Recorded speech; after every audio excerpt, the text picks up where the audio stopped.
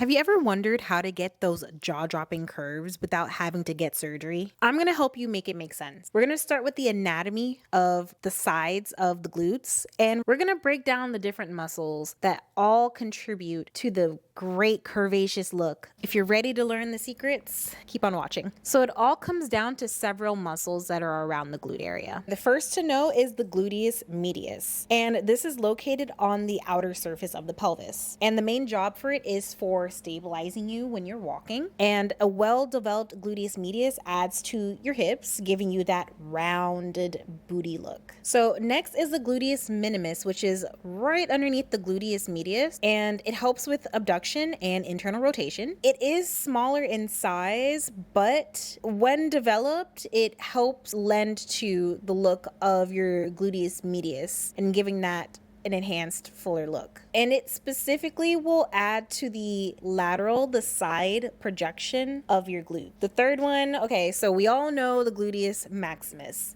And having a well-developed gluteus maximus all around will help contribute to a very nice looking glute, side view from the front, all of that. Next is the TFL, which is the tensor fasciae latae. Hopefully I pronounced that right. It is found on the lateral aspect of the hip.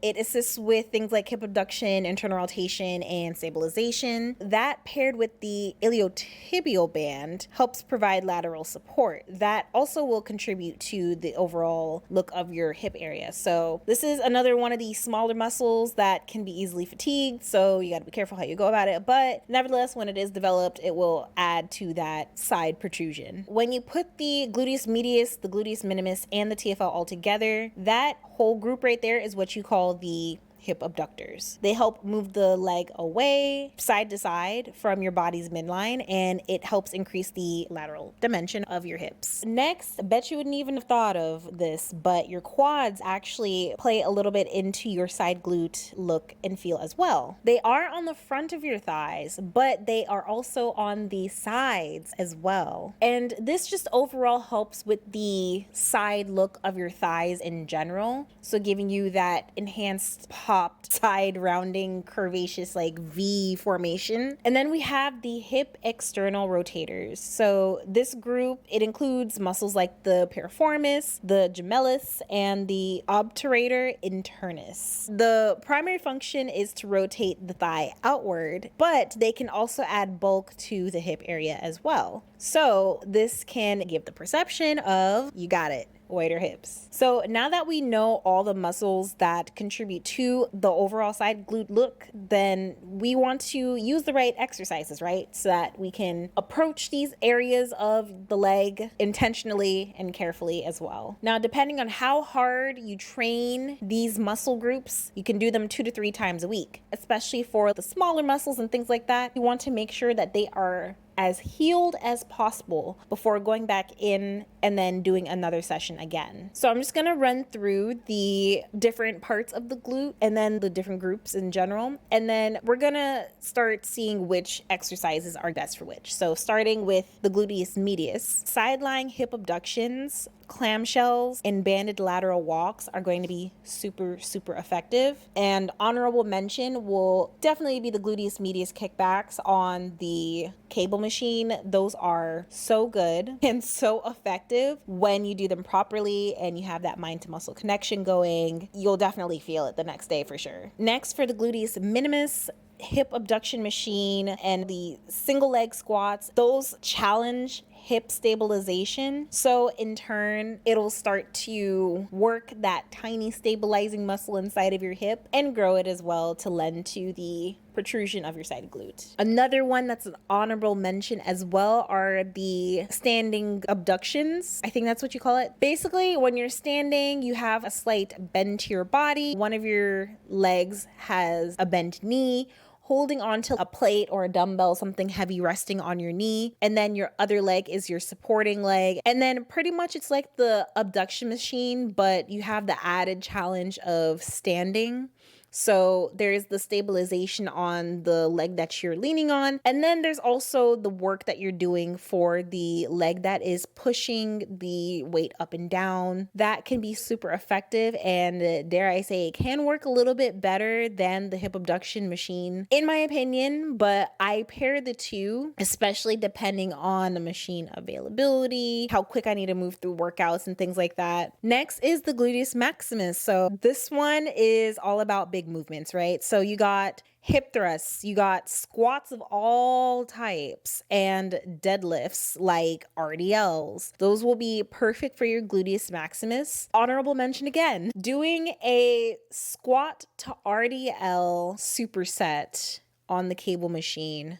Do it. Thank me later. Your glutes will grow. Next is the TFL. So for this one, definitely the standing hip abduction, like I mentioned, with the plate on your working leg, and then your other leg is just your supporting leg where you're standing. This exercise gets the TFL really well because of the resistance from the hip abduction. And then you also got the sideline leg raises as well, and then the cable hip abduction, which is pretty good too. The constant tension from that exercise is super effective. So when possible, definitely do the cable version, because that's just going to add another layer of intensity. But I think the standing one provides a very good challenge for a beginner, and you could probably work your way up to the cable. All right. And for the hip abductors, so like the whole group itself, so that'll be like the Gluteus Medius, Minimus, and the TFL all together, right? Fire hydrants are a very good activator exercise. So you can do it in the beginning of your workout. Me personally, I do a fire hydrant and then glute kickback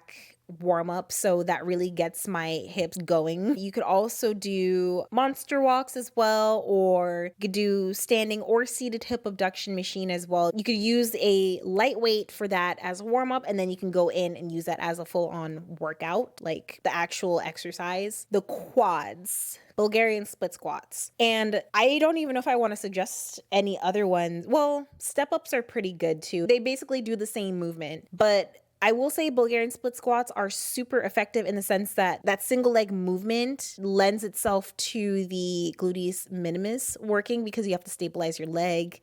And then if you go deep enough, it really gets your upper glute as well. So it gets your gluteus medius. And then once you get that real deep stretch, you're getting your gluteus maximus. It is a all around very good glute exercise for all parts of your glutes. So I could not stress Bulgarian split squats enough. If you're someone that has sensitive knees, or if you're not used to the movement, it's going to take forever, it feels like, to get to a place where it feels like it's easier to do. When I was trying to get into doing Bulgarian split squats, it took forever, in my opinion. It took literally a couple months just for me to do some normal sets. And that's totally fine. The whole point is that you have stronger knees, you have a stronger base so that you can start progressing, and you're gonna feel it really well too. I will have to say though, the leg press got me pretty far, and it is because I did single leg presses, and I made sure that I did them deep enough to feel a stretch going all the way up into the top part of my glute, and foot placement as well made a huge difference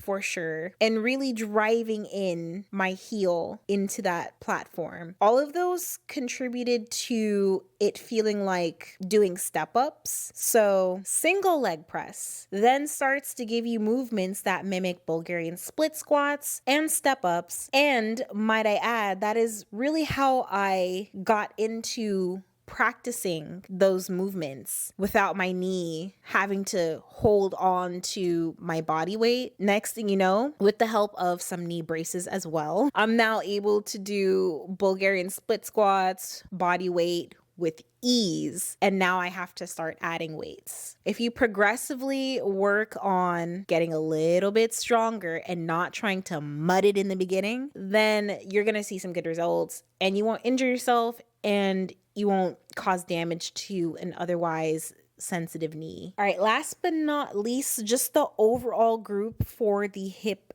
external rotator. You cannot go wrong with clamshells with a resistance band. It enhances the activation of the external rotators. So with that in mind, you know that it can lend itself to being a very effective exercise. All right, so now that you know the anatomy of some good side glutes, you got some exercises to get you started, you could really build a workout plan just based off of these exercises that I suggested to you. Keep in mind, you don't want to exercise muscles that need to be healed still. That's just going to give you negative results. At the end of the day, this is where you have to prioritize rest and recovery and active rest days. Those are so slept on.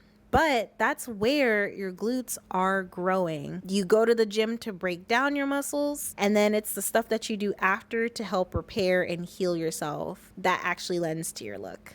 So keep that in mind. Comment down below if you have any questions. I will see you in the next one. Bye.